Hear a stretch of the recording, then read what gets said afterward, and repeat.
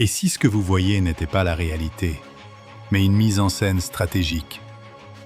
Et si le retrait apparent de OTAN face à Iran n'était pas un recul, mais un repositionnement calculé? Car dans les coulisses du pouvoir mondial, les décisions ne sont jamais improvisées. Elles sont préparées, négociées et parfois dissimulées. Depuis des décennies, les relations entre l'Iran et le bloc occidental sont marquées par une tension constante. Tout remonte notamment à la révolution iranienne de 1979 qui a transformé un allié stratégique des États-Unis en adversaire idéologique majeur. L'Iran s'est progressivement imposé comme une puissance régionale incontournable au Moyen-Orient, notamment à travers son influence en Irak, en Syrie, au Liban et au Yémen. Face à lui, l'OTAN, alliance militaire dominée par les États-Unis et l'Europe, a longtemps maintenu une posture de pression indirecte, sans confrontation militaire directe. Mais ces dernières années, les tensions ont franchi plusieurs seuils critiques. Attaques indirectes, guerre de l'ombre, cyberconflits, sanctions économiques et affrontements par acteurs interposés. Pourtant, malgré cette montée en pression, un phénomène intrigue aujourd'hui les analystes. Une forme de désengagement progressif, voire silencieux, de l'OTAN dans l'escalade directe avec l'Iran. Ce retrait apparent ne signifie pas une faiblesse. Il traduit avant tout une réalité stratégique beaucoup plus complexe. Premièrement, un conflit direct avec l'Iran représenterait un risque militaire colossal.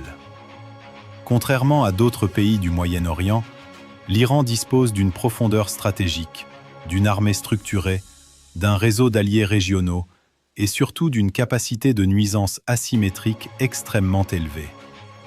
Une guerre ouverte pourrait rapidement dégénérer en conflit régional généralisé. Deuxièmement, les priorités géopolitiques de l'OTAN ont évolué. Depuis la guerre en Ukraine, la Russie est redevenue l'ennemi prioritaire du bloc occidental. Les ressources militaires, financières et diplomatiques sont concentrées sur ce front. Ouvrir simultanément un second front majeur contre l'Iran serait stratégiquement risqué. Troisièmement, il existe une réalité économique incontournable, la sécurité énergétique mondiale. Le détroit d'Ormuz, contrôlé en grande partie par l'Iran, est un passage clé pour le pétrole mondial. Une confrontation directe mettrait en péril l'approvisionnement énergétique global, provoquant une crise économique mondiale immédiate.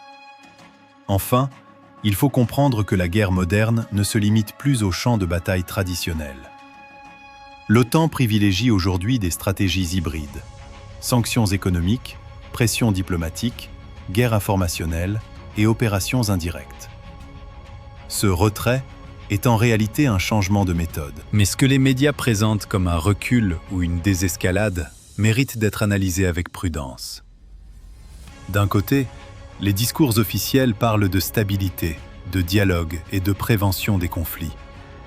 De l'autre, les actions sur le terrain, alliances régionales, vente d'armes, opérations discrètes, racontent une autre histoire.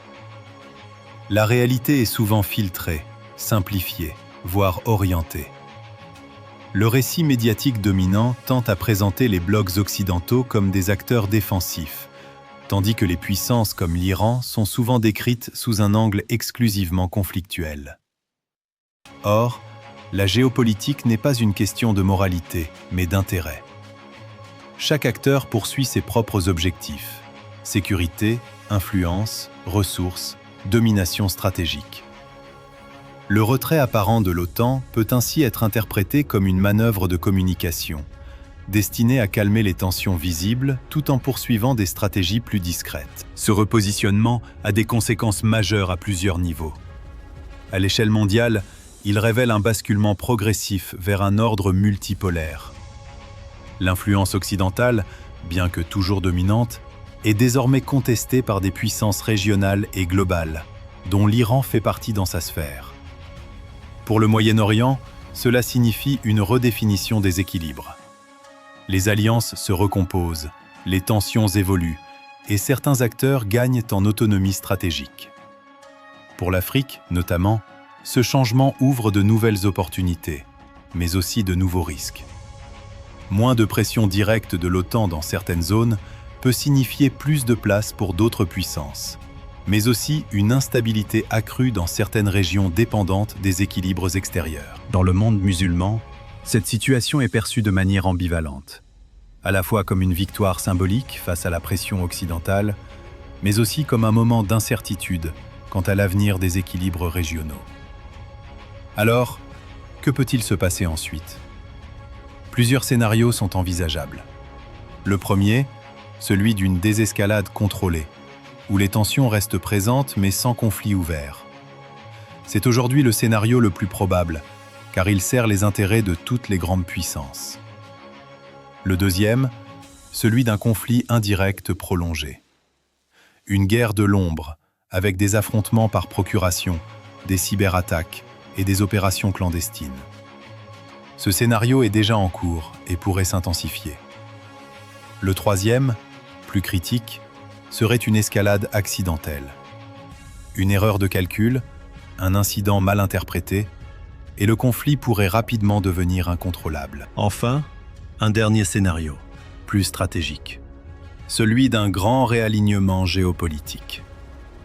L'Iran pourrait renforcer ses alliances avec d'autres puissances non occidentales, accélérant la transformation de l'ordre mondial actuel. Ce que certains appellent un retrait pourrait bien être une transformation silencieuse du jeu mondial. L'OTAN ne disparaît pas du conflit avec l'Iran. Elle change de posture, de stratégie et peut-être même de vision du monde. Dans cette nouvelle ère géopolitique, les conflits ne sont plus toujours visibles. Ils se jouent dans l'ombre, dans l'économie, dans l'information et dans les perceptions. La vraie question n'est donc pas pourquoi l'OTAN s'est retirée, mais plutôt que prépare-t-elle pendant que le monde regarde ailleurs ?